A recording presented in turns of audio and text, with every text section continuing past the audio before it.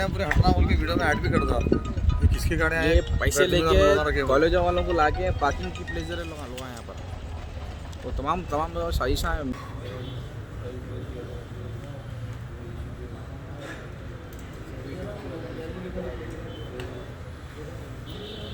जो भी है ना यहाँ पे मालूम ही होता है यहाँ कितना टाइम होगा। बेगम पेट मस्जिद आलमगीर वक्फ प्रॉपर्टी बरकाता हूँ। मैं शेख शरीफ बोराबंडा कॉन्टेस्टेड कारपोरेटर कांग्रेस। मेरे भाइयों दोस्तों साथियों, मैं सबसे पहले तो सिद्दीकी चैनल का और हमारे मुंसिफ चैनल का शुक्रिया अदा करूंगा।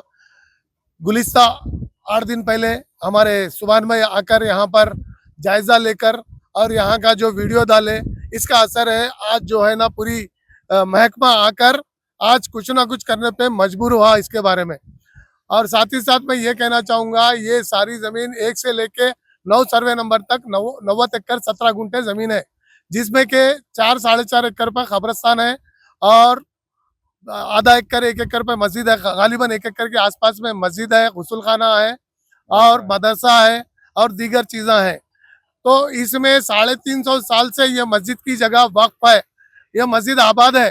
350 साल में 300 साल तक तो अल्हम्दुलिल्लाह अल्लाह इसकी हिफाजत करते हुआ आया, आगे भी करता रहेगा। लेकिन तकलीफ की बात यह है, आज सब ये गुलिस्ता 10 साल 12 साल से कब्जे ज्यादा हो रहे, जो बोले वो आ रहे, डुप्लीकेट पेपर लेके आ रहे, आकर कब्जे जमा रहे, जमा के जो है ना करोड़ों में इसका किराया वसूल कर रहे। गालिबन 2.5 करोड़ से 3 करोड़ तक किराया वसूल हो रहा। ये पल्लवी वाले को जा रहा और भी दीगर लोग हैं उनको जा रहा, जबकि मामला कोर्ट में है। कोर्ट में रहने के बाद जिम्मेदार कोई भी इस पे कुछ हलचल नहीं कर सकता। इसके बावजूद पैसे के बलबूते पे ये लोग, कुछ कमेटी के लोग हैं, कुछ लोग मिले हुए हैं और वक्फ बोर्ड के कुछ लोग मिले हुए हैं।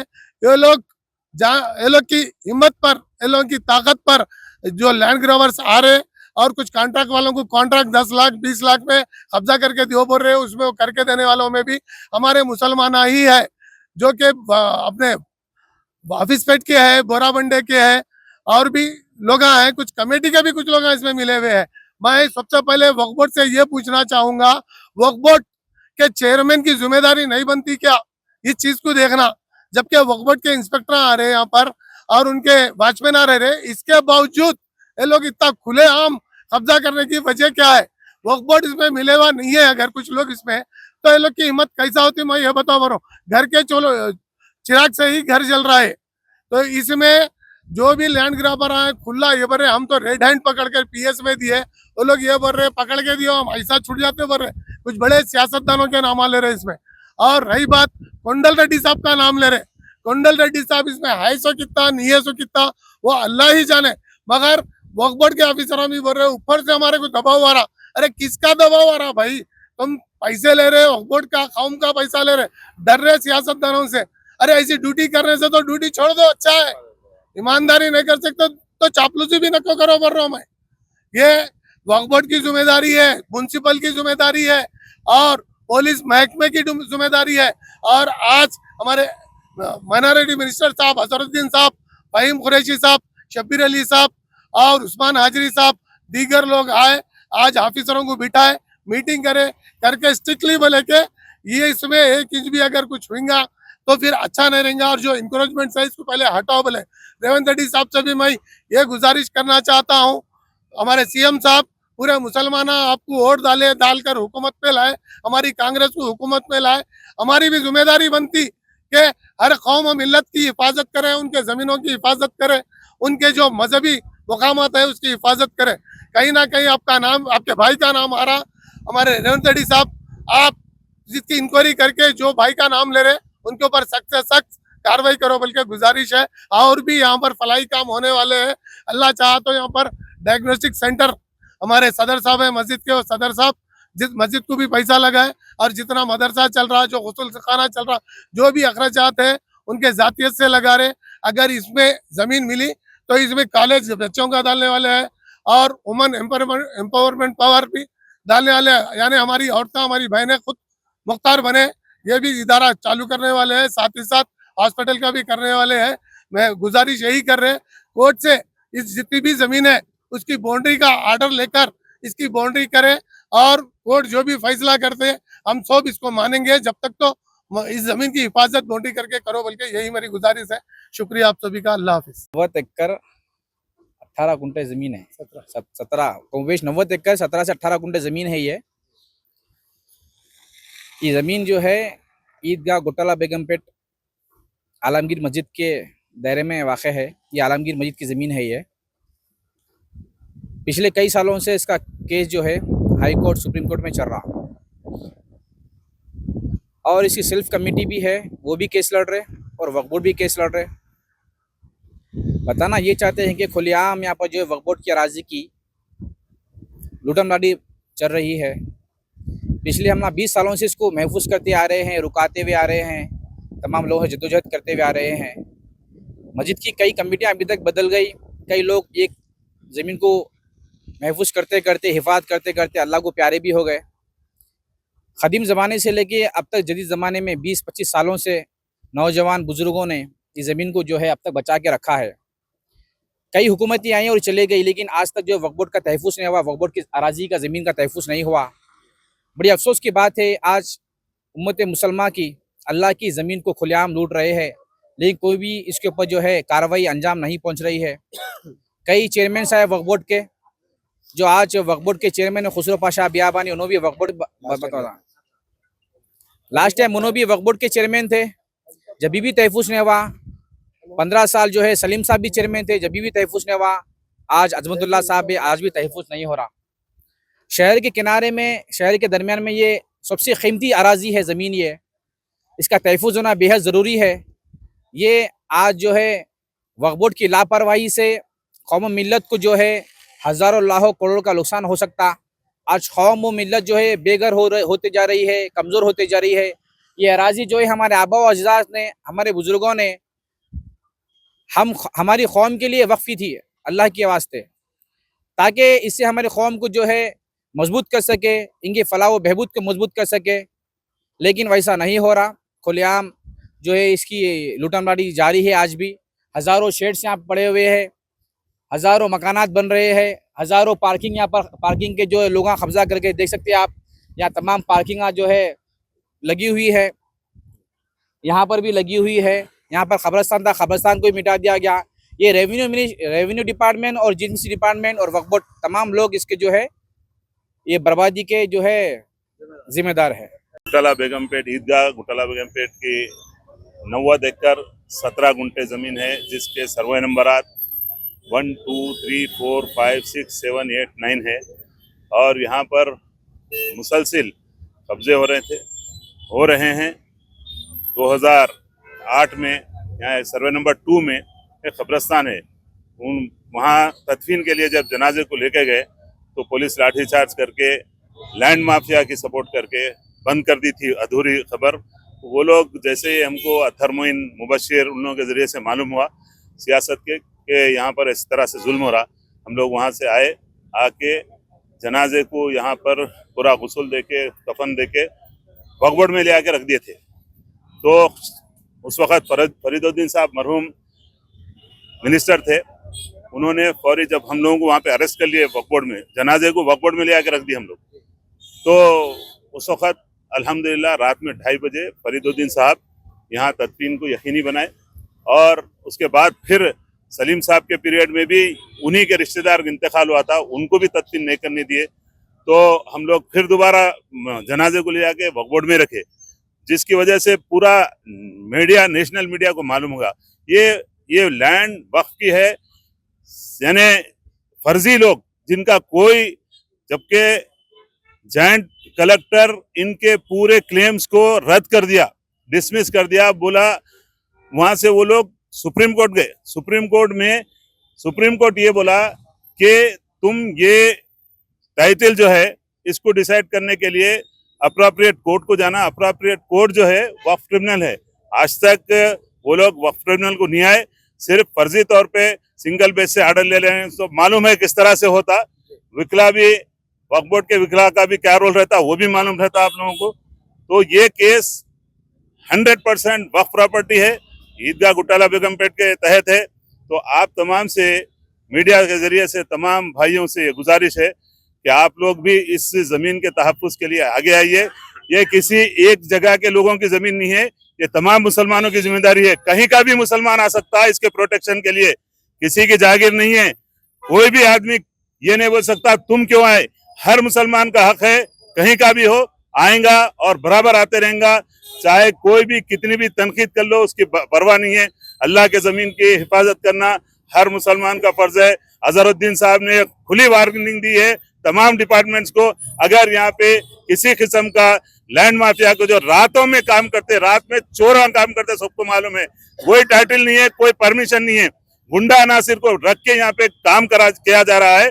उनके ऊपर फुल अजहर साहब ने, फहीम कुरैशी साहब और शब्बीर अली साहब ने सख्त तरीके से वार्निंग दी और पुलिस को ये बता दिया कि अगर कोई भी इंक्रोचमेंट होगा तो उसकी जिम्मेदारी पुलिस पे, रेवेन्यू, हाइड्रा, उन लोगों के ऊपर जिम्मेदारी होगी।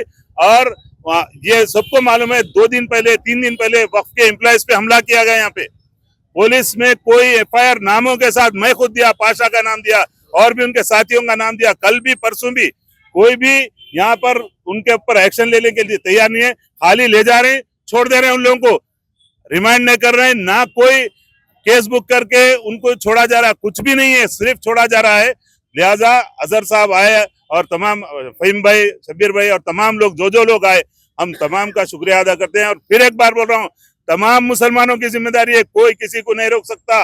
वक्फ की जमीन के लिए आए और उसके दिफा के लिए जहां तक जा सकते जाए। हम यही नहीं बल्कि कटनगोर, तुपरान पेट, आपके अलमास पेट, जगह जगह टोली मस्जिद, हर जगह केसेस लड़ रहे हैं, जीत रहे हैं और जीते और भी जीतते रहेंगे इंशाल्लाह। मुसलसिल आप 20 साल से जो है कोशिश में लगे हुए हैं कि वक्त की तहफ़्फ़ुज़ किया जाए। इसकी 90 एकड़ में से कितनी जमीन बची हुई है? भाई ऑलमोस्ट एक 50 एकड़ पे वो लोग ये रोडों पे, और कोई इमारत नहीं बनी हुई है, खाली शेड डाल रहे हैं, चोरा डाल के पार्किंग लॉट्स देख रहे हैं, जितने भी देख रहे हैं, या स्टोन की दुकानें हैं, पार्किंग लॉट्स है, और चिरंजीवी के नाम पे है, केसन मूर्ति के नाम पे, जबकि टाइटल ही नहीं है उन लोगों का। इसलिए मैं और भी कई लोग, चालीमाना बिल्डर्स है, दीगर लोग सिर्फ और सिर्फ बेसलेस टाइटल के नाम पे आ रहे हैं। और इसका तहफ़्फ़ुज़ करने के लिए आज गवर्नमेंट सीरियसली एक्शन लेने के लिए पूरा डिपार्टमेंट्स को यहाँ बुला ली। बाउंड्री की जा सकती है, बिल्कुल करना चाहिए और करना चाहिए इसको। जो जिस तरह से आज एक्शन लिया गया, हम ये खुशाइंदा है और तमाम लोगों में, तमाम मुसलमानों में, तमाम सेक्युलर इंसाफ पसंद लोगों में ये बहुत अच्छी मैसेज गया। और इंशाअल्लाह ताला इसके तहफ़्फ़ुज़ को यकीनी बनाने के लिए तमाम लोगों, कमेटी के अलावा तमाम मुसलमान, तमाम जमातों की, कोई जमात की लड़ाई नहीं है इसमें, कोई कमेटी की लड़ाई नहीं है, किसी मसलक की लड़ाई नहीं है, मस्जिद के तहफ़्फ़ुज़ के लिए है। इंशाअल्लाह ताला ये जद्दोजहद सब मिलकर करेंगे। मेरी यही गुजारिश है, सब मसलक की तमाम इख्तलाफात अलग, पार्टियों के इख्तलाफात अलग, अल्लाह के ज़मीन की हिफाजत करना सबकी जिम्मेदारी है और करते रहेंगे इंशाअल्लाह। 350 साल कदीम मस्जिद ईदगाह, इसकी अराजी कितनी है और मौजूदा हालात में इसकी अराजी कितनी बची हुई है, और कल 2 दिन कबल क्या वाक़या पेश आया? ये अल्हम्दुलिल्लाह आप सबको क्या पूरे तेलंगाना, जब आंध्रा था तो ये सबसे बड़ा घोटाला बेगमपेट 90 एकड़ 17 गुंठे थे, सर्वे नंबर 1 से लेके 9 तक। अभी तकरीबन देखो तो इसमें क्या है 25 से 30 एकड़ अभी भी अल्हम्दुलिल्लाह बची हुई है। और जो लोग इंक्रोचमेंट करे हैं पूरी जगह पे, वो लोग रात के अंधेरे में, नाइट में आके चोरों की तरह पूरे डिपार्टमेंट को मैनेज करते हुए, बड़े लोगों को मैनेज करते हुए, उनका सपोर्ट देते हुए ये लोग बैठे से हुए, कोई लीगल तरीके से कोई नहीं बढ़ाई है, कोर्ट का सब्स्टिट्यूट मैटर है। तो इसलिए घोटाला बेगमपेट के अगर सोचे तो सही मानों में जैसी की वैसी है, लेकिन इसके ऊपर सिर्फ शट के जरिए और रोडों के अतराफ इंक्रोचमेंट कर लिए लोग, और ऐसे ऐसे कब्जा कई को कर रहे हैं लोग। जो पहले भी कंस्ट्रक्शन दिगर लोग हैं, बिल्डर जो अपने आप को लाइन गिरा पर है, सर बिल्डर बोल रहे हैं, उन लोग केस जीतने के लिए क्या कर रहे हैं, टाइटल पेज पे लोगों को बिठा रहे हैं, लोग अपने लोगों को चीटिंग पेपर्स बना के बिठा रहे, और इसमें हमारे अपने लोग भी उनका सपोर्ट कर रहे हैं। तो कल 2 दिन कबल क्या वाक़या पेश आया? 2 दिन खबर क्या दोस्त, ये आप जो ठहरे ईदगाह है, मस्जिद में और ईदगाह में फ़र्क होता है। ईदगाह कईयों मस्जिदों का ये ईदगाह होता है, आसमान के नीचे नमाज होती। यहाँ पे ये 5 डिवीज़न, मादापुर, अल्लाहपुर, बोराबंडा, रहमतनगर और बोराबंडा, इरागड्डा, तमाम 5 डिवीज़न का सबसे बड़ा ईदगाह है। 55 से 60 मस्जिद की इसकी ये मरकज़ नुमाइंदगी करता है। ये लॉकडाउन में नमाज वहाँ पे होती थी, ये करीब होते होते यहाँ तक आ गया। अब ये लोग रोड तक कब्जा करने की चक्कर है। अगर ये लोग यहाँ पे इंक्रोचमेंट होगा तो ये पूरा जो गिरोह आपको नजर आ रहा अब और भी नहीं रहता, क्योंकि उन लोगों का असल मकसद क्या है मालूम, मस्जिद के अतराफ अगर इंक्रोचमेंट होगा तो जो मस्जिद के जरिए जो जमीन बच रही नहीं वो नहीं बचती बोले ना। आप समझ रहे ना बात को आप। आप भी मुसलसल 15-20 साल से इस खिदमत में लगे हुए हैं, तो क्या किसकी साजिश हो सकती है, क्या मामला है? देख ये इसमें ये देखिए सब लोग बोलते हैं कि वक्फ बोर्ड को जुडिशली पावर नहीं देते। मैं मानता हूँ जुडिशली पावर नहीं दे रहे। हिंदू एंडोमेंट भी है हमारे हिंदुओं का। वहाँ पे हिंदुस्तान का प्राइम मिनिस्टर चीफ मिनिस्टर रहते, कोई मिनिस्टर की हिम्मत नहीं होती कि झांक रहे। यहाँ लैंड गिरापारा झांकते रहते। यहाँ पे हमारे अपने बड़े लोग। ठीक है, आपसे मेरा सवाल है कि हुकूमत वक्फ बोर्ड किसका होता? हुकूमत का होता। चलो किसकी की हुकूमत, या कांग्रेस की हुकूमत है, बीआरएस का चेयरमैन है, चेयरमैन की पुलिस नहीं सुन रहे तो मान सकते ना भाई। हुकूमत का बोर्ड, फिर बोर्ड की पुलिस नहीं सुन रही, कलेक्टर नहीं सुन रहा, जब कमिश्नर नहीं सुन रहे तो हुकूमत का सपोर्ट है ना। ये डोगले बात ना, पावर नहीं है। जब हुकूमत के अंडर कस्टडी में वक्फ बोर्ड है तो फिर इसको पावर क्या? हुकूमती चेक पावर है। अब ये सब जो भी तबाही हुई इसमें हुकूमत से भाई अब जो होगा होगा। आज अब हम चाह रहे हैं कि अब आगे ये ना हो और जो इंक्रोचमेंट है उसको बर्खास्त हो, ये मस्जिद जगह की तहफ़्फ़ुज़ हो। आज जो यहाँ पे मिनिस्टर साहब का और हुकूमत के अहम लोगों का जो दौरा हुआ, तो क्या आप समझते हैं इसके बाद कुछ तब्दीली आएगी? नहीं, उम्मीद है अल्लाह की ज़ात है। देखिए सुभानी साहब, कोशिश करना है, कोशिश नहीं करके घर में बैठना नहीं है ना। सुभानी साहब ये आज के मिनिस्टर का ऑल डिपार्टमेंट का दौरे का हम गुज़िश्ता 2 साल से कर रहे हैं। जब से कांग्रेस गवर्नमेंट है, बीआरएस के टाइम भी हम बोले, लेकिन एक बार क्या होगा, कोई भी कभी क्या हो रहा, कभी हम कोई एमएलए बुला दिए, हमारे एमएलए आके चले जाते, कभी कोई मिनिस्टर आके इंडिविजुअल आके चले जाता, लेकिन डिपार्टमेंट को साथ नहीं आता। तो मैंने सख्ती से मना किया था फ़हीम कुरैशी साहब को, अजहर साहब को भी, और हमारे कौसर भाई को भी बोला मैं साहब एक ऑल डिपार्टमेंट के साथ, इसके अंदर पुलिस डिपार्टमेंट भी रहना, रेवेन्यू डिपार्टमेंट भी रहना, हाइड्रा भी रहना, जीएसएमसी रहना, पूरे डिपार्टमेंट रहेंगे तो ये मीटिंग सक्सेस होती। तो अल्हम्दुलिल्लाह आज हम सब लोगों की मेहनत कोशिश कामयाब हुई कि आज अजहरुद्दीन साहब की इसमें मिनिस्ट्री की सदारत में एक अहम मीटिंग हुई, जिसमें फ़हीम कुरैशी साहब भी आए और हमारी जमात से कौसर मोहिद्दीन साहब भी असदुद्दीन साहब की हिदायत पे आए, और शफीउल्लाह साहब भी आए, चेयरमैन साहब आए, सीओ साहब आए, पुलिस डिपार्टमेंट के डीसीपी साहब आए, एसीपी साहब आए, और रेवेन्यू डिपार्टमेंट से एमआरओ आए, और जीएसएमसी से जोनल, सब तमाम लोग। उम्मीद है आपको कि काम तहफ़्फ़ुज़ होगा? अब अगर उम्मीद नहीं करे तो और क्या करना बोलो। हम हुकूमत से नहीं लड़ेंगे तो किससे लड़ना बोलो। अगर हम लोग रोड पे उतर जाएंगे, हम लोग लैंड का मसला पैदा करें। आप देख लीजिए मस्जिद में 6 से 7 हज़ार रुपए नमाज पढ़ते, अगर यही पब्लिक को मैं रोड के ऊपर लाए तो कितना बड़ा इश्यू हो सकता। लेकिन हम कानून के तहफ़्फ़ुज़ है, हम कानून में के दायरे में रह के काम करने वाले। तो हुकूमत को हम यही बोल रहे हैं कि हम जिस तरीके कानून को फॉलो कर रहे हैं, हम जिस तरीके से कानून को मान रहे हैं, तो आप भी हमारा सपोर्ट करिए बोल।